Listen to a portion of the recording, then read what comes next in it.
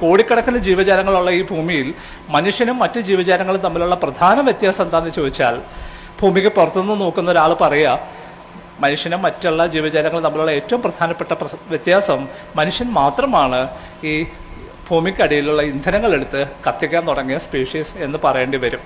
കാരണം അത് നമ്മുടെ കാലാവസ്ഥയെ ആകെ മാറ്റി മറിച്ചു കളഞ്ഞു. ഭൂമിയുടെ ചുറ്റും, ഭൂമിയിൽ മാത്രം ജീവനുള്ളത് ഭയങ്കര അത്ഭുതമായിട്ട് നിൽക്കുന്നൊരു കാര്യമാണ്. എന്തുകൊണ്ടാണ്? സൂര്യന് പല ഗ്രഹങ്ങളുണ്ട്, ഇതേപോലെ ധാരാളം സൂര്യനുകളുണ്ട്. എല്ലാ സൂര്യന്മാർക്കും ഇതേപോലെയുള്ള ഗ്രഹങ്ങളുണ്ട്. ആ ഗ്രഹങ്ങളിലൊക്കെ ഉപഗ്രഹങ്ങളുണ്ട്. ഇനിയും എണ്ണി തിട്ടപ്പെടുത്താത്ത അത്ര ഗോളങ്ങൾ പ്രപഞ്ചത്തിലുള്ള സമയത്ത് എന്തുകൊണ്ടാണ് ഈ ഭൂമിയിൽ മാത്രം ജീവൻ എന്ന് ചോദിച്ചാൽ അത് വളരെ രസകരമായിട്ടുള്ള ഒരു ഉത്തരം ലഭ്യമാവുന്ന ചോദ്യമാണ്. നമ്മൾ സൂര്യൻ്റെ അടുത്തേക്ക്, സൂര്യൻ്റെ അവിടെ നിന്ന് തുടങ്ങി കഴിഞ്ഞാൽ മെർക്കുറി, വീനസ് കഴിഞ്ഞിട്ടാണ് എർത്ത് വരിക. പിന്നെ മാർസും ജൂപ്പിറ്ററും സാറ്റേണും ഒക്കെ അങ്ങനെ പോകുന്നു. കുറച്ചും കൂടി അടുത്തായിരുന്നു നമ്മളെങ്കിൽ, സൂര്യനോട് കുറച്ചും കൂടി അടുത്തായിരുന്നെങ്കിൽ ഈ ഭൂമിയിലുള്ള ജലം മുഴുവൻ നീരാവിയായി നഷ്ടപ്പെട്ടു പോയേനെ. ജലമില്ലാതെ ജീവൻ സാധ്യമല്ല. ഇനി കുറച്ചും കൂടി ദൂരെയായിരുന്നെങ്കിൽ ഈ വെള്ളം മുഴുവൻ ഐസായിട്ട് മാറിപ്പോയേനെ. അതിലും ജീവൻ സാധ്യമല്ല. ഭൂമിയിൽ ജീവൻ സാധ്യമായത് ഭൂമി സൂര്യനിൽ നിന്ന് കൃത്യമായിട്ടൊരു അകലത്തിൽ നിൽക്കുന്നു എന്നുള്ള കാരണം കൊണ്ടാണ്. കുറച്ചും കൂടി അടുത്തായിരുന്നെങ്കിലോ കുറച്ചും കൂടി അകലത്തിലായിരുന്നെങ്കിലോ ഇവിടെ ജീവൻ ആവുമായിരുന്നില്ല.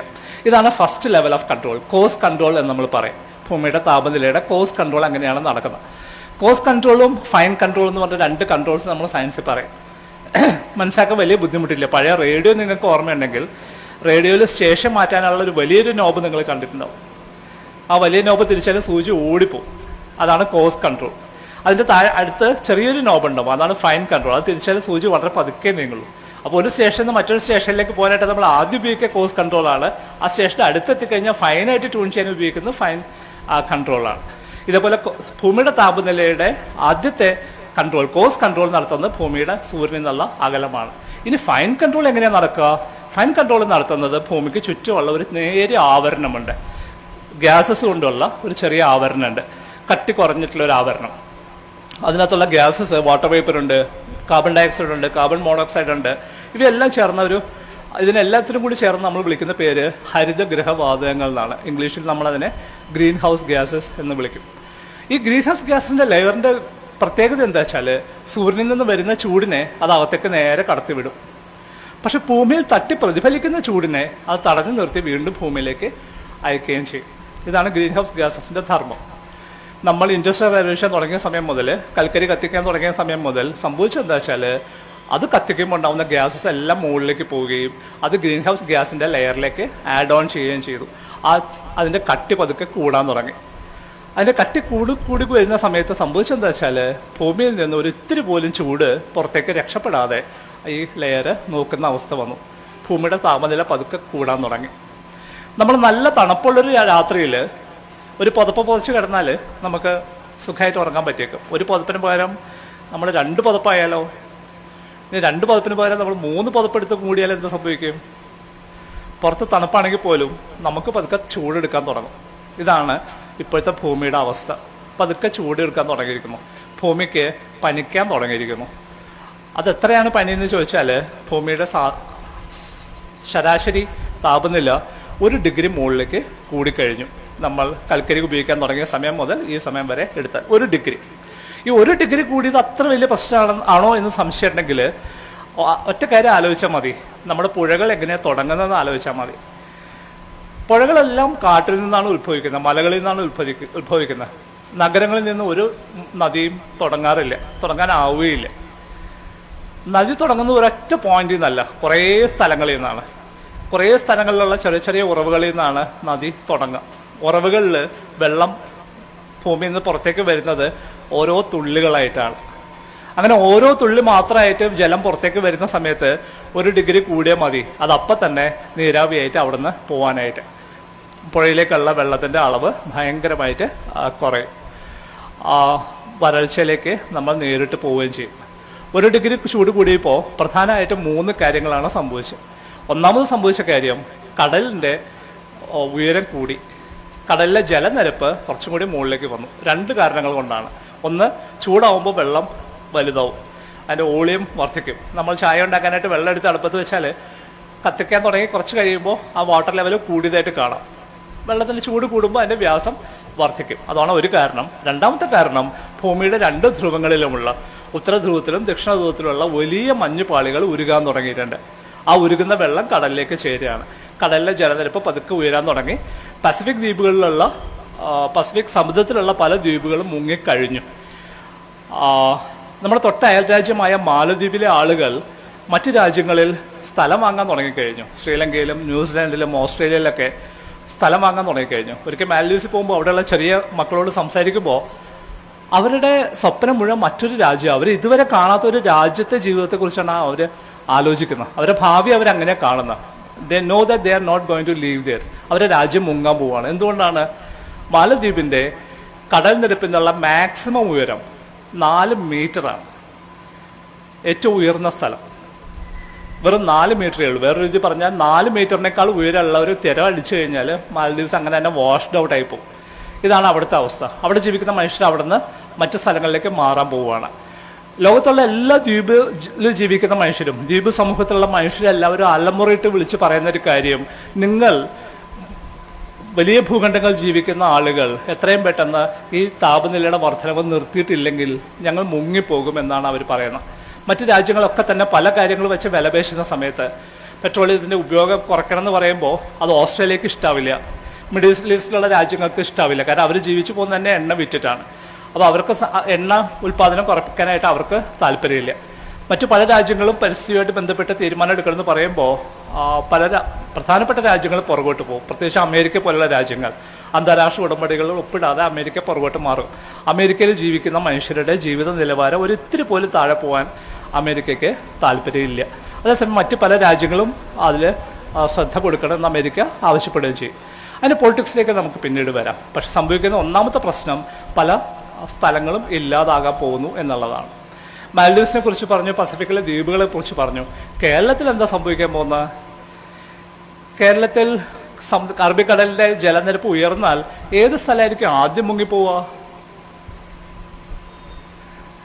ഏതായിരിക്കും ഏറ്റവും ആദ്യം മുങ്ങിപ്പോകുന്ന സ്ഥലം? ഏറ്റവും ആദ്യം മുങ്ങിപ്പോകുന്ന സ്ഥലം കുട്ടനാടാണ്. കാരണം കുട്ടനാട് ഇപ്പം തന്നെ സമുദ്രനിരപ്പിനേക്കാൾ താഴെയാണ്. നമ്മൾ അവിടെ നിന്ന് വെള്ളം പമ്പ് ചെയ്ത് മാറ്റിയിട്ടാണ് കൃഷി ചെയ്യുന്നുണ്ടാവും. പൊക്കാളി കൃഷിയൊക്കെ ചെയ്യുന്ന പ്രദേശമാണ്. അത് അവിടെ നിന്ന് മാറ്റണം. അപ്പോൾ സമുദ്രനിരപ്പിനേക്കാൾ താഴ്ന്ന പ്രദേശമാണ്. ആ കുട്ടനാട്ടിനെയാണ് നമ്മൾ കേരളത്തിൻ്റെ നെല്ലറ എന്ന് വിളിക്കുക. പാലക്കാടിന് മുന്നേ ഏറ്റവും ആദ്യത്തെ നെല്ലറ എന്ന് വിളിക്കുന്ന പ്രദേശമാണ് ഒരുപക്ഷെ നമുക്ക് ആദ്യം മുങ്ങിപ്പോകാനായിട്ട് സാധ്യതയുള്ള സ്ഥലം. അപ്പോൾ ഇതാണ് ഒന്നാമത്തെ പ്രശ്നം. കര നഷ്ടപ്പെടാൻ പോകുന്നു. നമ്മുടെ നഗരങ്ങളെല്ലാം തന്നെ നമ്മൾ നിർമ്മിച്ചിട്ടുള്ളത് സമുദ്രത്തിനോട് ചേർന്നിട്ടാണ്. രണ്ടാമത്തെ പ്രശ്നം ജീവജാലങ്ങൾ മാറി താമസിക്കും എന്നുള്ളതാണ്. ചൂട് കൂടിക്കഴിഞ്ഞാൽ അവർ പതുക്കെ തണുപ്പുള്ള സ്ഥലത്തേക്ക് അവർ മാറും. എങ്ങോട്ടാണ് മാറുക? നമ്മൾ പണ്ട് സ്കൂളിൽ പഠിക്കുന്ന സമയത്ത് ഭൂമിയുടെ നമ്മൾ വട്ടം വരച്ചിട്ടുണ്ട്. ഒരു ഭൂമി എന്ന് പറയും. അതിൻ്റെ നടുക്കൊരു വര വരയ്ക്കും. ഇക്വേറ്റർ എന്ന് വിളിക്കുന്ന ഭൂമധ്യരേഖ നമ്മൾ വരയ്ക്കാറുണ്ട്. ആ ഭൂമധ്യരേഖയുടെ മുകളിൽ കൃത്യമായി പറഞ്ഞാൽ 23 ഡിഗ്രി മുകളിൽ പോയാൽ അവിടെ വേറൊരു വര നമ്മൾ വരയ്ക്കും. അതിന് ഇംഗ്ലീഷിൽ നമ്മൾ വിളിക്കുന്ന പേര് ട്രോപ്പിക് ഓഫ് ക്യാൻസർ എന്നാണ്. മലയാളത്തിൽ നമ്മൾ അതിനെ ഉത്തരായന രേഖ എന്ന് വിളിക്കും. താഴേക്ക് ഭൂമധ്യരേഖയിൽ നിന്ന് താഴേക്ക് 23 ഡിഗ്രി പോയി കഴിഞ്ഞാൽ അവിടെയാണ് ദക്ഷിണായന രേഖ വരിക, ട്രോപ്പിക് ഓഫ് കാപ്രിക്കോൺ. ഈ 2 വരകൾ വളരെ പ്രധാനമാണ്, ഉത്തരായന രേഖയും ദക്ഷിണായന രേഖയും. കാരണം സൂര്യൻ സഞ്ചരിക്കുക ഈ 2 രേഖകൾക്കും ഇടയ്ക്കാണ്. അങ്ങനെ ഉത്തരായന രേഖയിലേക്ക് സൂര്യൻ പോകുന്ന സമയത്ത് ഉത്തരായനം എന്നും താഴേക്ക് പോകുന്ന സമയത്ത് ദക്ഷിണായനം എന്നും നമ്മൾ വിളിക്കും. ഈ 2 സമയങ്ങൾ തമ്മിൽ വലിയ വ്യത്യാസം ഉണ്ടെന്നാണ് പറയാം. അങ്ങനെ വ്യത്യാസം ഉണ്ടെന്നുള്ളതുകൊണ്ടാണ് പണ്ടൊരു പ്രായമുള്ള കക്ഷി അമ്പുകൊണ്ടുള്ള ഒരു കട്ടിലിൽ കുറേ നാൾ മരിക്കാതെ കിടന്നു. പുള്ളി പറഞ്ഞു, സൂര്യൻ തിരിച്ചു വന്നിട്ടേ ഞാൻ മരിക്കുള്ളൂ എന്ന് വാശി പിടിച്ചിട്ട് കിടന്ന കഥയൊക്കെ നിങ്ങൾ കേട്ടിട്ടുണ്ടാവും. ഉത്തരായനവും ദക്ഷിണായനവും തമ്മിൽ അത്തരത്തിലുള്ള വ്യത്യാസമുണ്ട്. സൂര്യൻ ഏറ്റവും കൂടുതൽ അവിടെയാണ് ഊർജ്ജം ചെലവഴിക്കുക. അതുകൊണ്ട് തന്നെയാണ് ആ ഭാഗത്താണ് ഏറ്റവും കൂടുതൽ ഊർജ്ജം നമുക്ക് കിട്ടുക. ദക്ഷിണായന രേഖയ്ക്കും ഉത്തരായന രേഖയ്ക്കും ഇടയ്ക്കുള്ള പ്രദേശം തന്നെയാണ് നമ്മൾ ഉഷ്ണമേഖലാ പ്രദേശം എന്ന് വിളിക്കുക. ലോകത്തെ ഏറ്റവും ഗംഭീരമായിട്ടുള്ള ആവാസ വ്യവസ്ഥകളൊക്കെ കാണുന്ന അവിടെയാണ്. ഏറ്റവും ഗംഭീരമായിട്ടുള്ള മഴക്കാടുകളും പവിഴപ്പുറ്റുകളും ഒക്കെ കാണുന്ന പ്രദേശമാണ് അത്. ഏറ്റവും സമ്പന്നമായ പ്രദേശമാണത്. പക്ഷെ രസകരമായിട്ടുള്ളൊരു കാര്യം, നിങ്ങൾ ഈ ചിത്രം നിങ്ങൾ നമ്മുടെ വേൾഡ് മാപ്പിൽ ഒന്ന് സൂപ്പർ ഇമ്പോസ് ചെയ്താൽ രസമുള്ളൊരു കാഴ്ച കാണാം. വേൾഡ് മാപ്പിൽ ഇടത്തെ അറ്റത്ത് മുകളിൽ വടക്കേ അമേരിക്ക, താഴെ തെക്കേ അമേരിക്ക, പിന്നെ അറ്റ്ലാന്റിക് സമുദ്രം, പിന്നെ യൂറോപ്പ്, താഴെ ആഫ്രിക്ക, പിന്നെ ഇന്ത്യ മഹാസമുദ്രം, ഏഷ്യ, ഇന്ത്യ, അങ്ങറ്റത്ത് അങ്ങ് മൂലയിൽ ജപ്പാൻ, താഴെ ഓസ്ട്രേലിയ എന്നുള്ള വേൾഡ് മാപ്പിൽ നിങ്ങൾ ഈ നമ്മൾ നേരത്തെ വരച്ച ഇക്വേറ്ററിൻ്റെ മാപ്പ് കൊണ്ടേ വച്ചാൽ രസകരമായിട്ടുള്ളൊരു കാര്യം കാണാം. ലോകത്തെ ഏറ്റവും സമ്പന്നമായ, ലോകത്തെ ഏറ്റവും കൂടുതൽ ഊർജം കിട്ടുന്ന പ്രദേശത്താണ് ലോകത്തെ എല്ലാ പാവപ്പെട്ട രാജ്യങ്ങളും സ്ഥിതി ചെയ്യുന്നത്. അതെന്തുകൊണ്ടാണ് അങ്ങനെ? എന്തുകൊണ്ടാണ് ഏറ്റവും കൂടുതൽ ഊർജ്ജം കിട്ടുന്ന പ്രദേശത്ത്, ഏറ്റവും കൂടുതൽ ജൈവ വൈവിധ്യമുള്ള പ്രദേശത്ത്, ഏറ്റവും കൂടുതൽ ചെടികളുള്ള സ്ഥലത്ത്, ഏറ്റവും കൂടുതൽ ജീവജാലങ്ങളുള്ള സ്ഥലത്ത്, ഏറ്റവും കൂടുതൽ വിഭവങ്ങളുള്ള സ്ഥലത്ത്, ഏറ്റവും കൂടുതൽ ഭക്ഷണം ഉണ്ടാക്കാൻ പറ്റുന്ന സ്ഥലത്ത്, ഏറ്റവും കൂടുതൽ മരുന്ന് ചെടികളുള്ള സ്ഥലത്ത്, അവിടെയാണ് ലോകത്തെ ഏറ്റവും പാവപ്പെട്ട രാജ്യങ്ങൾ സ്ഥിതി ചെയ്യുന്നത്. അതെന്തുകൊണ്ടാണെന്നുള്ളത് രസകരമായിട്ടുള്ളൊരു ചോദ്യമാണ്. അതിൻ്റെ ഉത്തരം നിങ്ങൾക്ക് തന്നെ പതുക്കെ കണ്ടെത്താവുന്നതാണ്. പറഞ്ഞു വന്നത്, ഈ ഉഷ്ണമേഖലാ പ്രദേശത്തുള്ള ജീവജാലങ്ങൾ പതുക്കെ വടക്കോട്ടും തെക്കോട്ടും നീങ്ങാൻ തുടങ്ങി, ധ്രുവങ്ങളിലേക്ക് പതുക്കെ നീങ്ങാൻ തുടങ്ങുന്നു. നമ്മൾ കേരളത്തിൻ്റെ തീരത്തുനിന്ന് പിടിച്ചിരുന്ന പല മത്സ്യങ്ങളെയും നമുക്കിപ്പോൾ കിട്ടുന്നത് വിശാഖപട്ടണത്തിൻ്റെ തീരത്തുനിന്നാണ്. ഫിഷിനെ നമ്മൾ സ്കൂൾസ് എന്ന് വിളിക്കുക, സ്കൂൾ ഓഫ് ഫിഷ് എന്ന് പറയാം വലിയ ഗ്രൂപ്പിനൊക്കെ. അവർ പതുക്കെ മൂവ് ചെയ്യാൻ തുടങ്ങിക്കഴിഞ്ഞു. കരയിൽ അവരെന്താ ചെയ്യാന്ന് വെച്ചാൽ, അവർ മലമുകളിലേക്കാണ് യാത്ര ചെയ്യുക. മലമുകളിലേക്ക് പോകുമ്പോൾ തണുപ്പാണ്. അതുകൊണ്ടാണ് നമ്മൾ സമ്മർ ആകുമ്പോൾ നമ്മൾ വണ്ടി പിടിച്ച് കൊടൈക്കനാലിലേക്ക് ഊട്ടിയിലേക്കൊക്കെ ടൂർ പോകുന്നതിൻ്റെ കാരണം അതാണ്. ബ്രിട്ടീഷുകാർ ഇവിടെ ഭരിച്ചിരുന്ന സമയത്ത് അവർക്ക് അവിടെ സമ്മർ കോട്ടേജസ് ഉണ്ടായിരുന്നു, മൂന്നാറിലും കൊടൈക്കനാലിലും ഊട്ടിയൊക്കെ. ആ സമയത്ത് അവർ അവിടെ നിന്നാണ് ഭരിക്കുക. താഴെയുള്ള ടെമ്പറേച്ചർ അവർക്ക് താങ്ങാൻ പറ്റില്ലായിരുന്നു. അപ്പോൾ താഴേന്ന് ജീവജാലങ്ങൾ പതുക്കെ മുകളിലേക്ക് യാത്ര ചെയ്യാൻ തുടങ്ങും. പക്ഷെ അങ്ങനെ താഴേന്ന് ജീവജാലങ്ങൾ മുകളിലേക്ക് പോകുമ്പോൾ എല്ലാവരും ഒരുമിച്ചല്ല യാത്ര ചെയ്യുക. നമ്മൾ സ്കൂളിൽ ആവാസ വ്യവസ്ഥ എന്ന് പറഞ്ഞിട്ടൊരു വാക്ക് പഠിച്ചിട്ടുണ്ടാവും. ഇക്കോസിസ്റ്റം എന്നാണ് അതിൻ്റെ ഇംഗ്ലീഷ്. ഒരു ഇക്കോസിസ്റ്റത്തിൻ്റെ ഉദാഹരണമായിട്ടൊക്കെ സ്കൂളിൽ പഠിപ്പിക്കുന്ന ഒരു കുളമാണ്, ഒരു പോണ്ടാണ് പഠിപ്പിക്കുക. പോണ്ടിനെ ഒരു ഇക്കോസിസ്റ്റം എന്ന് വിളിക്കാൻ കാരണം അവിടെയുള്ള എല്ലാ ജീവികളും തമ്മിൽ ബന്ധിക്കപ്പെട്ടിട്ടുണ്ട്. അവർ തമ്മിൽ ന്യൂട്രിയൻ സൈക്കിൾ നടക്കുന്നുണ്ട്, എനർജി സൈക്കിൾ നടക്കുന്നുണ്ട്. എല്ലാവരും അങ്ങോട്ടും ഇങ്ങോട്ടും കണക്റ്റഡ് ആണ്. ചൂട് കൂടുന്ന സമയത്ത് എല്ലാവരും ഒരുമിച്ചല്ല യാത്ര ചെയ്യുക. നടക്കാൻ പറ്റുന്നവർ നടന്നു പോവും, ചാടി പോകാൻ പറ്റുന്നവർ ചാടി പോവും, എഴഞ്ഞു പോകാൻ പറ്റുന്നവർ എഴഞ്ഞു പോവും, പറന്നു പോകാൻ പറ്റുന്നവർ പറന്നു പോവും. പക്ഷെ എല്ലാവരും അവരവരുടെ സമയത്ത് ആണ് യാത്ര ചെയ്യുക. വേറെ രീതിയിൽ പറഞ്ഞാൽ ആ ഇക്കോസിസ്റ്റത്തിൻ്റെ ധർമ്മം, അതിൻ്റെ ഫങ്ഷൻസ് കംപ്ലീറ്റ് ഫ്രാക്ചേർഡ് ആവും. അത് നിലനിൽക്കാത്ത ഒന്നായി മാറും. ഇവരും പതുക്കെ മലമുകളിലേക്ക് യാത്ര ചെയ്യാണ് ചെയ്യുക. താഴെയുള്ള എക്കോസിസ്റ്റംസിൻ്റെ സർവീസ് കുറയും, അത് ഫങ്ഷണൽ അല്ലാതാവും. പക്ഷെ വേറൊരു പ്രധാന പ്രശ്നം, ഇവരെല്ലാവരും താഴേന്ന് മലമുകളിലേക്ക് യാത്ര ചെയ്യുമ്പോൾ മലയുടെ ഏറ്റവും മുകളിൽ, പശ്ചിമഘട്ടത്തിലെ ഏറ്റവും മുകളിലുള്ള ജീവികൾ അവരെങ്ങോട്ടാ പോവുക? അവിടെയും ചൂട് കൂടുന്നുണ്ട്. അവർക്ക് പക്ഷേ ഇനി മുകളിലേക്ക് പോകാൻ സ്ഥലമില്ല. അവർ പോകുന്നൊരു പോക്കുണ്ട്. ആ പോക്കിനെയാണ് നമ്മൾ പ്രാദേശികമായ വംശനാശം എന്ന് വിളിക്കുക. ധാരാളം ജീവജാലങ്ങൾ എക്സ്റ്റിങ്ക്റ്റ് ആവുകയാണ്. നമ്മൾ ഇനിയും പേരിട്ട് വിളിക്കാൻ പോലും സമയം കിട്ടാത്ത പല ജീവജാലങ്ങളും എക്സ്റ്റിങ്ക്റ്റ് ആവുന്ന ഒരു പ്രോസസ്സ് നമ്മളിപ്പോൾ കണ്ടുകൊണ്ടിരിക്കുകയാണ്. ഇതാണ് പരിസ്ഥിതി നേരിടുന്ന രണ്ടാമത്തെ പ്രശ്നം. ആദ്യത്തേത് ഞാൻ പറഞ്ഞു, ശബ്ദത്തിൻ്റെ ഉയരം കൂടുന്നതാണ്. രണ്ടാമത്തേത് സ്പീഷീസുകളെ നഷ്ടപ്പെടുന്നു എന്നുള്ളതാണ്. പക്ഷെ ഇതിനെ രണ്ടിനെ കുറിച്ചിട്ടും അല്ല നമ്മളിപ്പോൾ ആലോചിച്ചുകൊണ്ടിരിക്കുന്നത്. നമ്മൾ ഏറ്റവും കൂടുതൽ വിഷമിക്കുന്നത്, സങ്കടപ്പെടുന്നത്, ബേജാറാവുന്നത് മൂന്നാമത്തെ കാരണം കൊണ്ടാണ്. അത് എക്സ്ട്രീം ക്ലൈമാറ്റിക് ഇവൻറ്റ്സ് ആണ്. നമ്മൾക്ക് ഒരിക്കലും പ്രതീക്ഷിക്കാൻ പറ്റാത്ത പോലെയുള്ള വളരെ അതിതീവ്രമായ കാലാവസ്ഥ മാറ്റങ്ങൾ ദുരന്തങ്ങളായി മാറുന്ന അവസ്ഥയുണ്ട്. പണ്ട് കേരളത്തിൽ മഴ, എൻ്റെയൊക്കെ ചെറുപ്പത്തിൽ ദിവസങ്ങളോളം മഴ പെയ്ത ദിവസങ്ങളൊക്കെ ഉണ്ട്. മഴ ഇങ്ങനെ നിന്നങ്ങനെ അങ്ങ് പെയ്യാണ്. എപ്പോഴും ഒരു ഇരുട്ടിൻ്റെ അറ്റ്മോസ്ഫിയറാണ്. വീട്ടിൽ നിന്ന് പുറത്തിറങ്ങാനേ പറ്റുന്നുണ്ടാവില്ല. പെയ്തോണ്ടേയിരിക്കും. കേരളം മുഴുവൻ അതേപോലെ പെയ്യാണ്. ഫംഗസുകളൊക്കെ അവിടെ ഇവിടെയൊക്കെ വരാൻ തുടങ്ങും. വൈക്കോൽ തുരുവിൽ ഫംഗസൊക്കെ പിടിക്കാൻ തുടങ്ങിയിട്ടുണ്ടാവും. പുറത്തേക്ക് ഇറക്കുന്നത് വളരെ മിനിമലായി മാറിയിട്ടുണ്ടാവും. നമ്മൾ പണ്ട് സൂക്ഷിച്ചിരുന്ന വിഭവങ്ങളൊക്കെ, അച്ചാറും ഉടക്കി വെച്ച സാധനങ്ങളൊക്കെ നമ്മൾ ഭക്ഷണങ്ങളായിട്ട് പതുക്കെ എടുക്കാൻ തുടങ്ങിയിട്ടുണ്ടാവും. മഴക്കാലത്തിന് വേണ്ടി എടുത്ത തയ്യാറെടുപ്പുകളൊക്കെ നടപ്പിലാക്കാൻ തുടങ്ങിയിട്ടുണ്ടാവും. മേഘം എന്നുള്ളത് കേരളത്തെ മുഴുവൻ കവർ ചെയ്യുന്ന ഒരൊറ്റ പ്രതലമായി നിന്നിട്ട് പെയ്തിരുന്നൊരു കാലം ഉണ്ടായിരുന്നു. ആ കാലം നഷ്ടപ്പെട്ട് കഴിഞ്ഞു. മേഘങ്ങളുടെ രൂപം മാറിക്കഴിഞ്ഞു. മേഘം ഇപ്പോൾ ഉണ്ടാവുന്നത് കേരളത്തിലെ എല്ലായിടത്തും ഒരേപോലെ അല്ല ഇപ്പോൾ മഴ പെയ്യുന്ന. ഒരു സ്ഥലത്ത് ഗംഭീര മഴ പെയ്യുമ്പോൾ തൊട്ടടുത്ത സ്ഥലത്ത് തീരെ മഴ പോലും പെയ്യാതെ. ഒരു പക്ഷെ നിങ്ങൾ കണ്ടിട്ടുണ്ടാവും, നിങ്ങളൊക്കെ യാത്ര ചെയ്യുമ്പോൾ കാണാം. നല്ല മഴയായിരിക്കും ഒരു സ്ഥലത്ത്, ഒരു കുറച്ചങ്ങോട്ട് പോകുമ്പോൾ ഒരു തുള്ളി പോലും വീഴാതെ കണ്ടിട്ടുണ്ടാവാം. മഴ അതിൻ്റെ വിന്യാസം കംപ്ലീറ്റ്ലി ഫ്രാക്ചേർഡായി മാറി. ചെറിയ സ്ഥലത്ത് മാത്രമായി പെയ്യുന്ന മഴ മാത്രമല്ല, ചെറിയ സ്ഥലത്ത് പെയ്യുന്നത് പണ്ട് പോലെ എല്ലായിടത്തും ഒരേപോലെ പടർന്നു നിന്ന മേഘങ്ങളല്ല, മറിച്ച് താഴെ നിന്ന് വേർട്ടിക്കലായിട്ട് മുകളിലേക്ക് ഒരു ടവർ പോലെ നിന്നിട്ടാണ് മേഘങ്ങൾ പെയ്യുന്നത്. ക്യുമുലോ നിംബസ് എന്ന് പേരിട്ട് വിളിക്കുന്ന മേഘങ്ങളാണവ. താഴെ നിന്ന് 8-10 കിലോമീറ്റർ 12 കിലോമീറ്ററോളം നേരെ മുകളിലേക്ക് നിൽക്കുന്ന മേഘമാണ് ഒരൊറ്റയടിക്ക് അവിടെ അങ്ങ് പെയ്യാണ്. സൈഡിലേക്ക് ഹൊറിസോണ്ടൽ ആയിട്ടുള്ള സ്പ്രെഡ് ഇല്ല, വേർട്ടിക്കലായിട്ടാണ് നിൽക്കുന്നത്. ആ പെയ്യുന്ന സമയത്ത് പെയ്യുന്ന മഴത്തുള്ളിയുടെ വലുപ്പം വളരെ കൂടുതലാണ്. ആ വെള്ളം ഒരൊറ്റയടിക്ക് താഴേക്ക് വന്ന് വീഴുകയാണ്. ഏത് സ്ഥലത്ത് പോലും ഫ്ലഡ് ഉണ്ടാക്കാൻ പറ്റുന്ന തരത്തിലുള്ള വെള്ളമായിട്ട് അത് വന്ന് പതിക്കുകയാണ്. കാടിനൊന്നും ആ വെള്ളത്തെ താങ്ങാൻ പറ്റുന്നില്ല. 2018 2019 വന്ന മഴയിൽ നമ്മൾ കണ്ട കാഴ്ചയാണ്. മഴ പെയ്ത് തോർന്നതിന് ശേഷം 2.5-3 മാസത്തോളം കാട്ടിൽ നിന്ന് വെള്ളം കുത്തി ഒഴുകി പുറത്തേക്ക് പോകുമായിരുന്നു. ആ പോകുന്ന വെള്ളത്തിന് നിറം ചുവപ്പായിരുന്നു. എന്ന് വെച്ചാൽ അതിൻ്റെ അർത്ഥം അതിൽ നിറയെ മണ്ണായിരുന്നു. അത്രയധികം മണ്ണ് കാട്ടിൽ നിന്ന് പോയിട്ടുണ്ട്. കാട്ടിൽ നിന്ന് മണ്ണ് പോകുന്നത് ടോപ്പ് സോയിലാണ്, ഏറ്റവും മുകളിലുള്ള മണ്ണാണ്, ഏറ്റവും ഫലഭൂയിഷ്ടമായിട്ടുള്ള മണ്ണാണ് ഈ ഒഴുകിപ്പോയത്. ആ ഒഴുകിപ്പോകുന്ന കൂട്ടത്തിൽ മണ്ണ് മാത്രമല്ല പോയത്, ആ മണ്ണിലുള്ള വിത്തുകളടക്കം ഒലിച്ച് പോയിട്ടുണ്ട്. അതുകൊണ്ട് തന്നെ റീജനറേഷൻ എന്ന് പറയുന്ന പ്രോസസ്സ്, കാടിൻ്റെ പുനരുജ്ജീവനം എന്ന് പറയുന്ന സ്വാഭാവികമായിട്ട് നടക്കുന്നൊരു പ്രക്രിയ നടക്കുന്നേയില്ല. വലിയ മാറ്റങ്ങളാണ് കാടിനുണ്ടായത്. ഈ തരത്തിലുള്ള ഭീകരമായിട്ടുള്ള മഴയെ മണ്ണിൽ ഉറപ്പിക്കാനായിട്ടുള്ള നേരം കിട്ടുന്നില്ല, അതിനുള്ള ശേഷി കാടിന് നഷ്ടപ്പെട്ട് കഴിയുകയും ചെയ്തു. അതങ്ങനെ തന്നെ കുത്തി ഒഴുകി നാട്ടിലേക്കാണ് വരുന്നത്. നാട്ടിലേക്ക് വരിക എന്ന് പറയുമ്പോൾ കേരളത്തിലെ ആ ഒഴുക്ക് കിഴക്ക് നിന്ന് പടിഞ്ഞാറേക്കാണ്, പശ്ചിമഘട്ടത്തിൻ്റെ മുകളിൽ നിന്ന് നേരെ താഴേക്കാണ്. അവിടുന്ന് ആ കിഴക്ക് ഭാഗത്തുനിന്ന് പടിഞ്ഞാറുള്ള അറബിക്കടലിലേക്ക് വളരെ വേഗതയിൽ കുത്തി ഒഴുകി പോകുന്ന വെള്ളം ഒഴുകി പോവുകയാണ് ചെയ്യുന്നത്.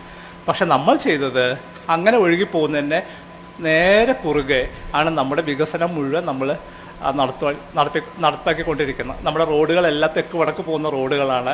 MC റോഡായാലും നാഷണൽ ഹൈവേ ആയാലും എല്ലാം ഇങ്ങനെ കുറുകയാണ്. ഒരു റോഡ് വന്നാൽ ഉറപ്പായിട്ട് ആ റോഡിൻ്റെ സൈഡ് മുഴുവൻ വീടുകൾ പൊങ്ങി വരും.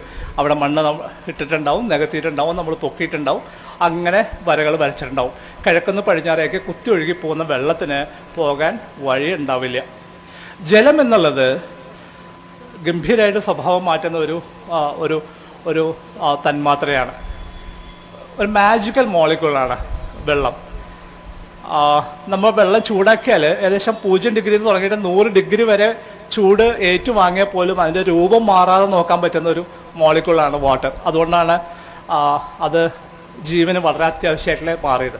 നമ്മളെ സംബന്ധിച്ച് നമ്മൾ തണുപ്പിലായാലും വെയിലത്തായാലും ഒക്കെ നമുക്ക് സർവൈവ് ചെയ്യാൻ പറ്റുന്ന നമ്മുടെ ശരീരത്തിൽ അത്രമാത്രം ജലമുണ്ട് എന്നുള്ള കാരണം കൊണ്ടാണ്. ജലം അത്രമാത്രം മാജിക്കലായിട്ടുള്ള മോളിക്യൂളാണ്. പക്ഷേ ഒഴുകുന്ന സമയത്ത് അതിൻ്റെ ഒഴുക്കിനെ തടസ്സപ്പെടുത്തി കഴിഞ്ഞാൽ അതിൻ്റെ സ്വഭാവം വളരെ പെട്ടെന്ന് മാറുകയും നമ്മൾ ഒരിക്കലും പ്രതീക്ഷിക്കാത്ത രീതിയിലേക്ക് അത് ബിഹേവ് ചെയ്യാൻ തുടങ്ങുകയും ചെയ്യും. അതിൻ്റെ അനുഭവം നമുക്ക് 2018-ലും 2019-ലും നമ്മൾ അനുഭവിച്ചിട്ടുണ്ട്. ആ തരത്തിലുള്ള വലിയ മാറ്റങ്ങളാണ് നമ്മളിപ്പോൾ ഫേസ് ചെയ്യുന്നത്. ഈ സമ്മർ വളരെ ഡിഫറെൻ്റ് ആയി. 2024 സമ്മർ ഇതിന് മുന്നുള്ള എല്ലാ സമ്മറിൽ നിന്നും ഡിഫറെൻ്റ് ആയിരുന്നു. ചൂട് കൂടുന്നു നമ്മൾ പറയുമ്പോൾ പോലും ഈ വർഷം വേനലിലാണ് ആ ചൂട് കൂടുന്നത് നമ്മുടെ ദേഹത്ത് അത് തട്ടിയത്. നിങ്ങൾക്ക് എല്ലാവർക്കും ഓർമ്മയുണ്ടാവും. ഇത്രമാത്രം നമ്മൾ വേർത്തിട്ടുണ്ടാവില്ല മറ്റു വേനലുകളൊന്നും. ഈ പ്രാവശ്യം നമ്മളത് ശരിക്കും അനുഭവിച്ചു. നമ്മുടെ ശരീരം കൊണ്ട് നമ്മളത് അറിഞ്ഞു. നമ്മൾ വളരെ പെട്ടെന്ന് വേർക്കുന്നുണ്ട്, വളരെ പെട്ടെന്ന് ദാഹിക്കുന്നുണ്ട്, പുറത്തേക്ക് ഇറങ്ങാൻ പറ്റാത്ത അവസ്ഥയുണ്ട്, സൺസ്ട്രോക്ക് ഭീകരമായിട്ട് വരുന്നു. ഈ കഴിഞ്ഞ ദിവസം കേട്ട വാർത്ത നിങ്ങൾ കേട്ടിട്ടുണ്ടാവും. വടക്കേ ഇന്ത്യയിലെ ഇലക്ഷൻ ഡ്യൂട്ടിയിൽ പോയിട്ടുള്ള 10-13 ഉദ്യോഗസ്ഥരാണ് സൺസ്ട്രോക്ക് വന്ന് മരിച്ചത്. ഭീകരമായിട്ടുള്ള രീതിയിൽ കാലാവസ്ഥ മാറുന്നു. ഇത് നമ്മളെ സംബന്ധിച്ച് ചിലപ്പോൾ മഴ എന്നുള്ളത് ഒരു കുടയെടുത്താൽ തീരാവുന്ന പ്രശ്നമാവാം. ഒരു കുട കയ്യിലോട്ടൊക്കെ നമുക്ക് മഴ ഹാൻഡിൽ ചെയ്യാൻ പറ്റുമെന്നൊക്കെ നമുക്ക് തോന്നാം. പക്ഷെ അങ്ങനെയല്ല. നമ്മുടെ ജീവിതം സാധ്യമാക്കുന്ന വേറെ കുറേ ജീവജാലങ്ങളുണ്ട്. അവരുടെ ജീവിതം മുഴുവൻ ഡീറെയിലായി കഴിഞ്ഞു. അതെങ്ങനെയൊന്നും കൂടി പറഞ്ഞു ഞാൻ നിർത്താം.